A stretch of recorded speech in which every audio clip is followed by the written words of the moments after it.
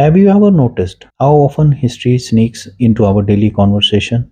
Whether we are debating politics, faith, or even small issues over tea, history becomes the lens through which we try to prove our point. And that's when debate gets heated.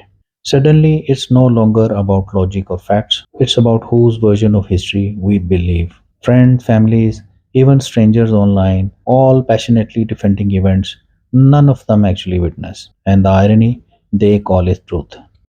Each side guards its version, like sacred knowledge, convinced that their story is the only real one.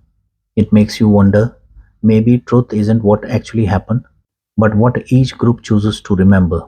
It makes you wonder maybe truth isn't what actually happened, but what each group chooses to remember. Because of this, history is no longer just a record of past. It has become fuel for our present conflicts. History isn't about rulers and battles anymore. It's about how we use old stories to win new debates. But when the past changes shapes in every telling, can it still light the path ahead? Or does it only blur the road behind us?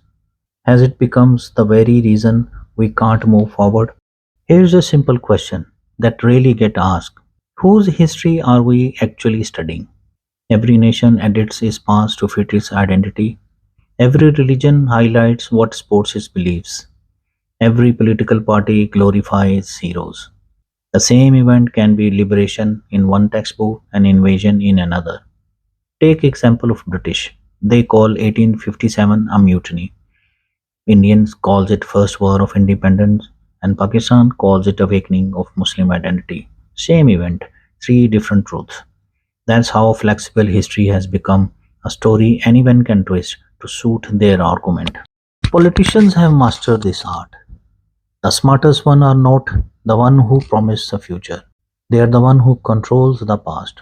Whenever a leader needs followers, they open old wounds. They take forgotten stories and turn them into rally cries. These narrative works because they trigger emotions, pride, anger, and guilt. Across the world, history is reshaped to unite some and divide others. It becomes a tool for power, a shield for authority, and a weapon in the hands of those who knows how to use memory. The past becomes a performance, and we, the people, becomes its audience, applauding, arguing, repeating, never realizing we are living in someone else's script. The formula is the same everywhere. If you can't solve today's problem, blame yesterday's enemies. The stories work because they hit where it hurts. Pride for one side, guilt for another, rage for everyone in between. Across cultures and continents, the past is resurrected, not to heal but to control. Religion is even more sensitive. People of faith don't usually fight over belief, they fight over the historical interpretation of that belief. In Islam, divisions like Sunni and Shia originated from historical events.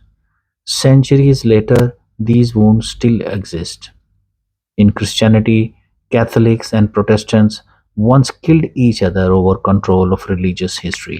But let's move away from politics and religion for a moment, because history isn't just used by leaders, it's in our everyday conversation.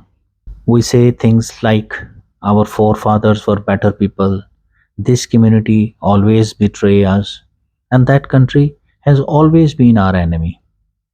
These ideas are not born from experience, they are inherited through selective storytelling, and social media amplifies this. Everyone becomes a historian overnight, quoting random sources, sharing unverified facts, arguing for hours.